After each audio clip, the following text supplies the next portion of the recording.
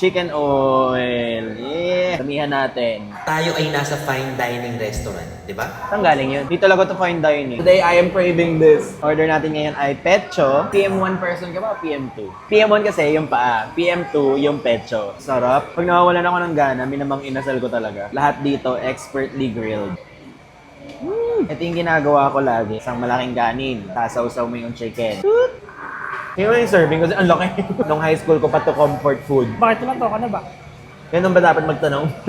22. Ako dati. Nasaan tayo? Nasa fine dining tayo. Iba talaga yung tama eh. Tama. Iba talaga yung feeling pagkain mang inasal. Dati nakakaraming kanin. 3, 4 na rice. Ganun. Tayo ay nasa fine dining restaurant. Judgmental.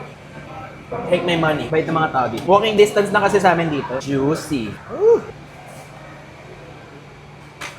Paglaki ni Pau Pau, i-introduce ko siya sa lahat ng mga favorite ko na food. I wonder kung yung mga favorite ko magiging favorite din niya. Ganito din pa kayo kumain ng chicken, simot na simot. Yan kasi turo sa amin ng parents ko, bawal magsayang. Baka meron pa dito. Finish!